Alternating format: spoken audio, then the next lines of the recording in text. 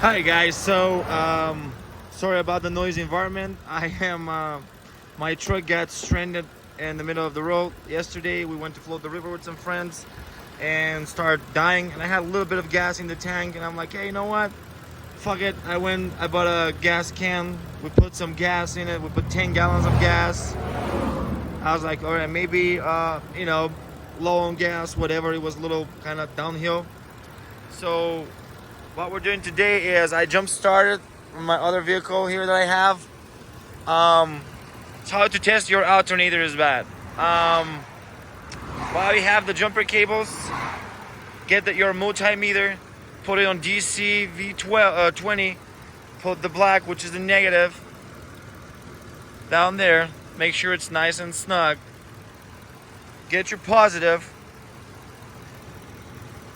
And look right now. So if your alternator is charging normally, you should see these 13.1, whatever, 13, 12 volts on your battery. That means that alternator is charging.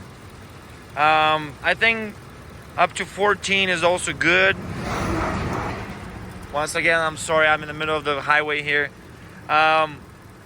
But you see look what happens when I disconnect the batteries.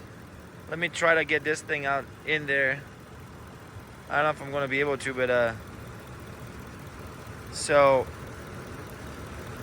Jesus Christ, get in there.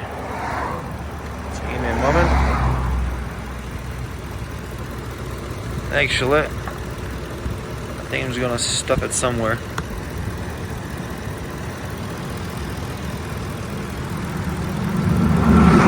Alright, so this one is nice and shut in. This one is also making a good contact right there,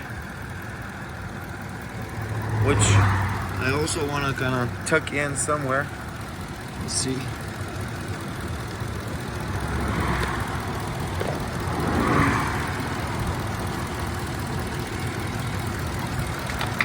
No, now it's not reading.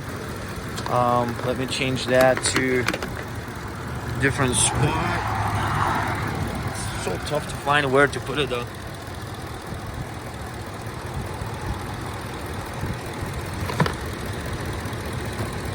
That's why usually with two people it's easier to do that. So they have to deal with all this stuff. But alright, so here's the thing. Now we're reading the 1220, 1230, whatever.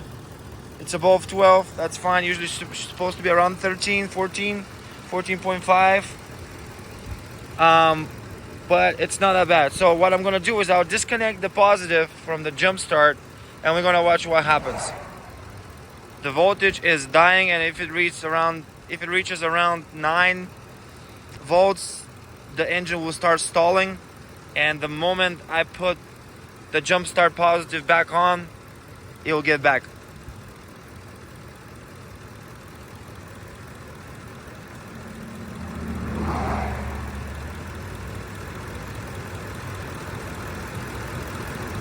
We're waiting. You should see the engine stalling actually.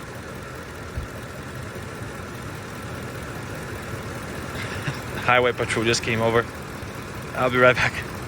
All right, I'm back. The state trooper stopped by. He was very cool about it. Actually, what I did, and I forgot to mention that, is I called them yesterday when the truck died, and I let them know. I called the dispatch and I let them know, hey, it's off the highway. I gave them the mile marker, location, and everything, just so they're aware of the situation, so the vehicle doesn't get towed or get a ticket. And I gave them 24-hour time frame that I'll tow the vehicle and I'll fix it and I'll get it off the street. So he just stopped by to say hi and if everything is okay, if I needed some help. But anyway, back to the point. So we're disconnecting the positive from the jump start, and as you can tell, the voltage is going, and as soon as it reaches 7.5, below 9 usually the truck will start stalling, and I will be trying to put the jump start back on before it dies, but I might not be able to catch it anyway. But that's the point. The point here is that you can test your alternator simply and knowing that your alternator is shot and you need a new one. I'm gonna be lucky enough if I can get the alternator today, because where I live it's kind of messed up a little bit when it comes to parts and stuff like that. But since this is a common vehicle, it's a 2006 F-150, I'm not really worried about it. Might be able to find parts, but I just want to show you real quick. If you don't know how to test your alternator, that's how you do it. It's just simple process. Just gotta wait for this voltage to get down to like under 10, and we'll know for sure. And you can possibly see that the engine will start shaking, start stalling. So just give it a moment, and I'm gonna do the full video so you guys can scroll through. But yeah, that's about it. And this truck has another electrical problem. When you drive, the dashboard will go off. No windows are not working, radio is not working, and the speedometer also not working. But when you tap the dash from the top, it kind of comes back on. That could be the alternator as well. That's been just charging and discharging. So I'm gonna replace the alternator and see if I still have the same problem.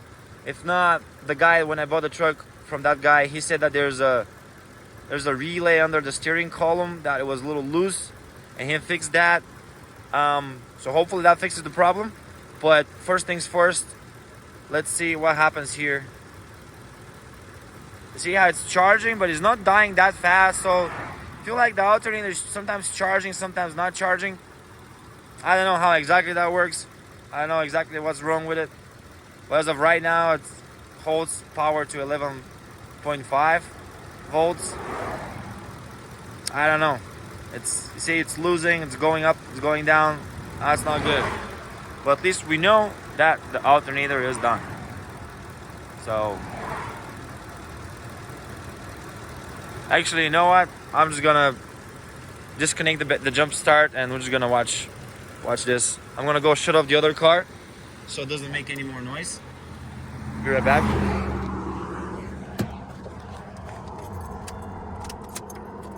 All right. So the only thing running right now is the truck.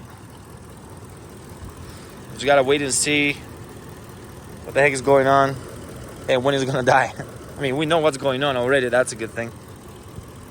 And in order for you to get to the alternator, you have to take the intake manifold tubes out, because it's right under there. It's on a very easy spot though, I'm not gonna lie. You're gonna lose the tensioner on the belt, on the drive belt, serpentine belt, whatever. And you gotta get these bolts on. There's 2 on that side, 2 on the other side, and I think there should be, yeah, there's one more down there. You're probably not gonna be able to see. I will try to show you the video of that alternator being replaced. So we'll do that this afternoon probably. I already called off work, so I want to keep my word with the highway patrol. So I don't have problems with these guys. Plus they can do their job, easier. And I don't want my truck to get hit on the side of on the highway. So we're just gonna wait, slowly getting there.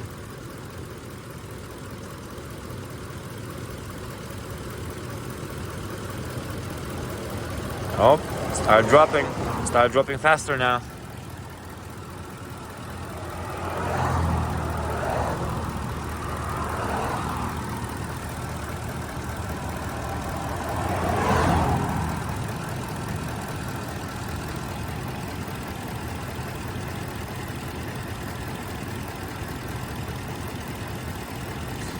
Well, one good side on this is once I replace the alternator, I still call off work, so I might hit the lake, enjoy the day off. All right, get to 9.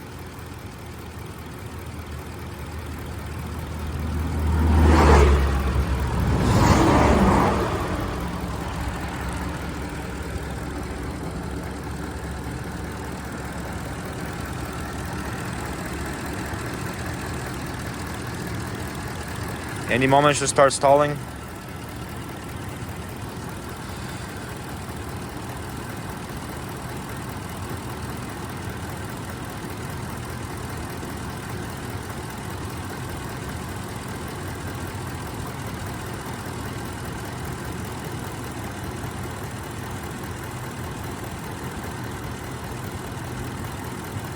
Come on, Chucky.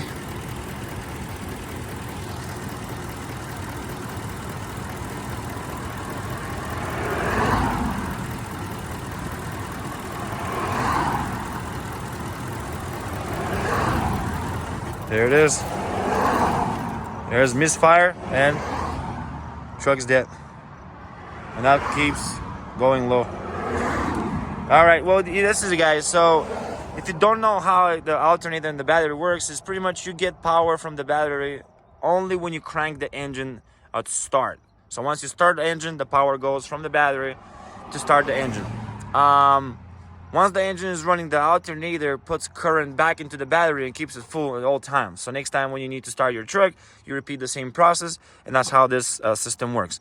Unless there's any other, loose grounds or whatever, that would be fine. The thing is that I've been having problems with this truck for a while. I got it for little, nothing to less, or a little, just kind of dirt cheap, almost no money at all. And this is one way to realize and solve your problem when you realize what's going on, what the problem is, and replace the parts. So I'm gonna go ahead. I'll go and hunt that alternator around town, see where I can find one, and hopefully it doesn't cost $700. But I'm not expecting to be cheap. Anyway, I'm gonna go ahead, find one, and I'll probably take another video of replacing the alternator. All right, you guys stay tuned.